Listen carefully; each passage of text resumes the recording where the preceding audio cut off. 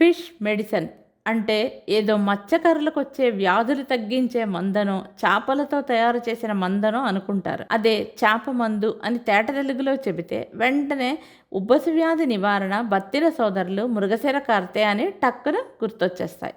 ఎన్నాళ్ళలో medical term చేప మందుగా ఆ మందిచ్చే స్పెషలిస్టులుగా బత్తిన బ్రదర్స్కు పేరు ప్రఖ్యాతలు రాగా, కొన్నాళ్ల క్రితం ఇందులో ఆధ్యాత్మికత ఎంటరై చేప మందు కాస్త చేప ప్రసాదంగా మారింది. ఉబ్బసు వ్యాధిగ్రస్తుల పాలిట మహాప్రసాదంలా మారిన చేప ప్రసాదాన్ని మృగశిర కార్తె ఆరంభం రోజున పంపిణీ చేయడానికి సర్వం సిద్ధం అయింది. సెంట్రల్ జోన్ అదనపు బలగాలు, పలు పోలీస్ స్టేషన్ల సిబ్బంది అలర్ట్ అయ్యారు. సీసీ కెమెరాలు రెడీ చేశారు. స్వచ్ఛంద సంస్థలు, వాలంటీర్ వ్యవస్థలు మేము సైతం అంటూ ముందుకొచ్చారు. 5 లక్షల వాటర్ ప్యాకెట్లు మేము అందిస్తామంటూ వాటర్ బోర్డు రెడీ అయింది. ఏమిటి హడావుడి? ఏదైనా పండగ, పర్వదినమా, ఏమైనా తిరణాళ్ళ, జాతర, సినీ జనాల షూటింగా, విదేశీ ప్రముఖులలో రాజకీయ దిగ్గజాలో రాక ఈ హడావుడి తంతు చూస్తుంటే ఎవరైనా ఈ అనుమానాలు, సందేహాలు రాకమానవు. అయితే ఆ డౌట్లు, అనుమానాలు నిజం అనుకుంటే మాత్రం ఖచ్చితంగా పప్పులో కాలేసినట్టే. ఎందుకంటే ఈ అరేంజ్మెంట్లు, ముందస్తు జాగ్రత్త చర్యలు చేప ప్రసాదం వితరణ కోసం. మృగశిర కార్తె సందర్భంగా బత్తిన సోదరులు చేపట్టే మహోన్నత చేప ప్రసాదం పంపిణీకి నాంపల్లి ఎగ్జిబిషన్ గ్రౌండ్లో ఏర్పాట్లు పూర్తయ్యాయి. ఆదివారం ఉదయం 11 గంటల నుంచి ఉబ్బస వ్యాధి నివారణైన చేప ప్రసాదాన్ని పంపిణీ చేయడానికి బత్తిన బ్రదర్స్ రెడీ అయ్యారు. ఈ చేప మందు పంపిణీ సోమవారం సైతం కొనసాగుతుంది. చేప ప్రసాదం కోసం ప్రతి ఏటా లక్షల సంఖ్యలో ఉబ్బస వ్యాధిగ్రస్తులు వస్తుంటారు. తెలుగు రాష్ట్రాల ప్రజలు వరద ప్రవాహంలా రావడం కామన్. అయితే కర్ణాటక, తమిళనాడు, మహారాష్ట్ర, గుజరాత్, మధ్యప్రదేశ్, బీహార్, ఉత్తరప్రదేశ్, ఒడిశా, ఛత్తీస్గఢ్ తదితర రాష్ట్రాల నుంచి ఆస్తమా బాధితులు ఇటీవల కొన్నేళ్లుగా అధిక సంఖ్యలో వస్తున్నారు. ఫిష్ మెడిసిన్ అన్నా, చేప ప్రసాదం అన్నా పేరేదైనా బత్తిన బ్రదర్స్ చేతుల మీదుగా తీసుకునే ఈ దివ్య ఔషధాన్ని దివ్య ప్రసాదంగా జనాలు తీసుకుంటూ ఉంటారు. ఎంతో ముందుగానే ఎగ్జిబిషన్ మైదానానికి ఉబ్బసు వ్యాధిగ్రస్తులు వస్తున్నారు. వీరికి ఎలాంటి అసౌకర్యం కలగకుండా అధికారులు చర్యలు తీసుకున్నారు. షెడ్లు, ఫ్లడ్ లైట్లు, క్యూ లైన్లను ఆర్ఎండ్బి అధికారులు ఏర్పాటు చేయగా ఆర్టీసీ అధికారులు ప్రత్యేక బస్సులు అందుబాటులో ఉంచారు.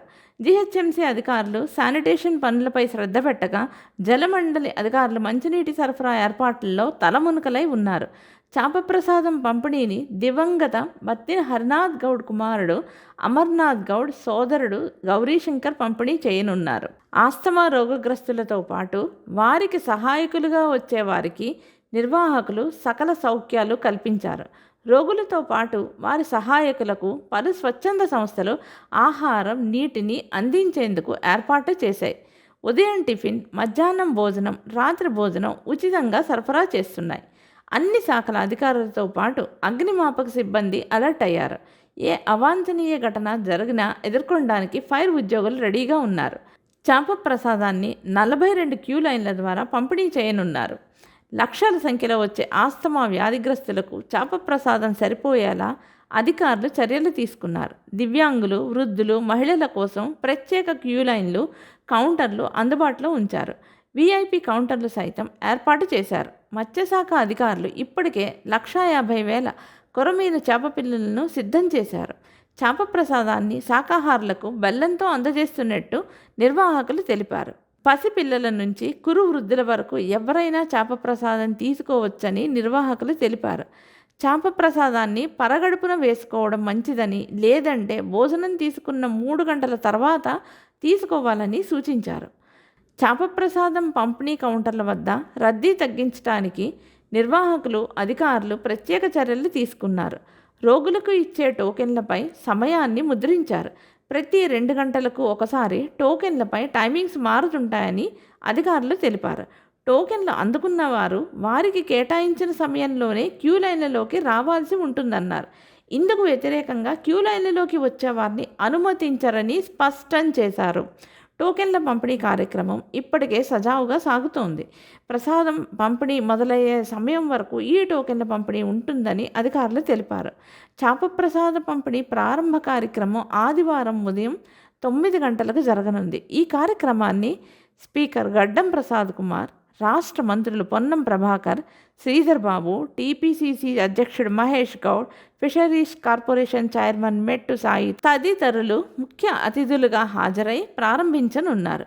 వీరితో పాటు పలువురు ఎమ్మెల్యేలు, ఎమ్మెల్సీలు, ఎంపీలు, కార్పొరేషన్ల చైర్మన్లు, పలు ప్రభుత్వ విభాగాల ఉన్నతాధికారులు ఈ కార్యక్రమంలో పాల్గొననున్నారు.